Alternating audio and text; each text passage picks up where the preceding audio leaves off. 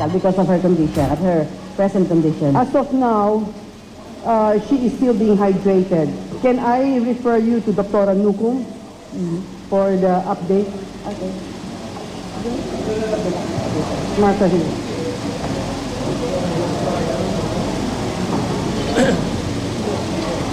As our director said, she is undergoing medical treatment with IV therapy. So she is not yet fully hydrated up to the moment. So maybe the hydration will last for about 2 to 3 days. Depends on her intake also, oral intake. Follow-up question, Doc? Can I have a follow-up question? Ano po ba yung nag-trigger dito sa ganitong condition ulit ni Mrs. Arroyo? Kasi ngayon, very frequent ang choking niya. Because of her frequent choking episodes, parang limited ang pagkain at pag-inom niya ngayon. So, I think that's the one that triggered her dehydration. Talagang very poor ang intake niya ng fluid. Race of RPN9, ano po ba yung mga series of tests pa undergo ni former President Gloria Arroyo, aside from yung nag-rehydrate po siya ngayon? Of course, we ordered blood exams to determine kung meron siyang electrolyte imbalance. We requested for cervical x-ray. And meron kaming plan to do an EMG with nerve conduction velocity. Yun ang mga plans namin para sa kanya. To determine the cause of the numbness.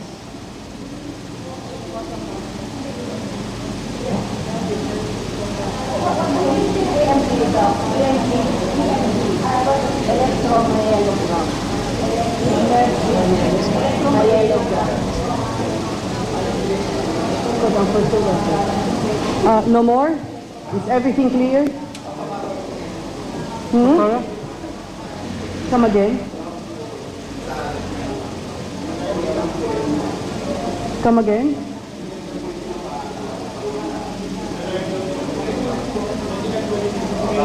Hindi ba ninyo nakuha? For what? Hindi ba live yan? Okay.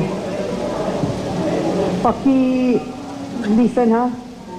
Congresswoman Gloria Macapagal Arroyo entered this medical center on October 4, 2012 at 7 o'clock a.m. due to generalized body weakness, persistent pain over the nuchal area and left shoulder, with numbness of both hands and frequent episodes of choking. Admitting diagnosis was dehydration secondary to poor oral intake, cervical spondylosis, status post decompression with anterior and posterior spine instrumentation. She's being managed medically with intravenous hydration and pain reliever with continuation of physical therapy as tolerated. I think it's well understood. Okay? Thank you. Doctora.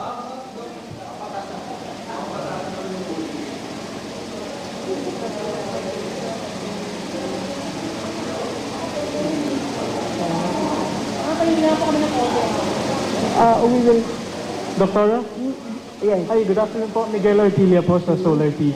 We just want to know, Doctora, any one of you could answer po, how long would it take kaya for her to recuperate and be in a better condition po on a medical standpoint? How long po bago siya bumuti? You know, honestly speaking, hydration is a case-to-case basis. You cannot say if somebody is easily hydrated, the other one should be equally the same. Treatment and response to treatment is idiosyncratic. It's case-to-case. That's why she's being evaluated every day. And how is she, ano pong pinapakita niya? Bumubuti na ba yung condition niya? Is she responding well to medication? Ano po? Well, she is. But you see, her condition is mainly covered by physical response to physical therapy. As what Dr. Nukung was emphasizing, she had to rest. She was advised to rest. And if you saw her activity in the previous days, it was a very hectic activity. And you know, in a situation like that, if you had surgery, 50% of recuperation is bed rest. Okay? In any sickness that you have undergone, 50% is bed rest. And physical therapy is a chronic affair. You cannot have a response to physical therapy overnight. It may take years. And that depends upon also how you cooperate with the doctor.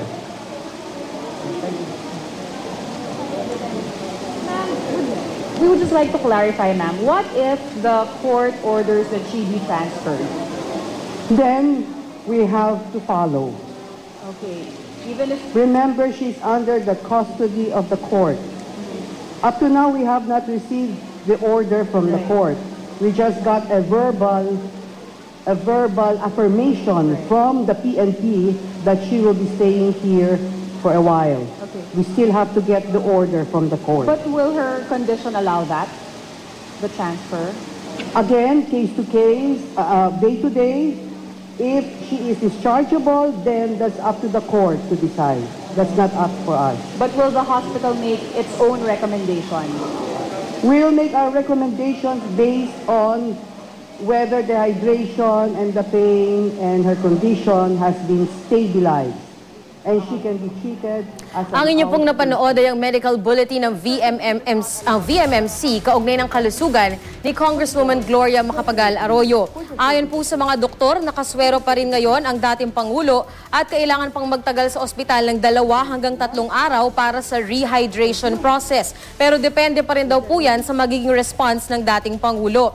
Nadidehydrate daw po si Congresswoman Arroyo dahil sa limitadong food intake nito dahil pa rin sa patuloy na inireklamong paghirap sa kanyang paglunok. Inirekomenda na rin ng mga doktor na sumailalim siya sa ilan pang pagsusulit tulad ng blood exams, surgical x-ray at iba pang mga exam para matukoy kung bakit nagpapatuloy ang pamamanhid ng kanyang 2 kamay. Nilinaw naman ng mga opisyal na VMMC na handa silang sumunod sa ipag-uutos ng korte kung sakaling ipag-utos na nitong ma-detain na ang dating Pangulo sa kulungan, pero magbibigay pa rin daw sila ng kanilang rekomendasyon kaugnay pa rin sa kanyang kondisyon.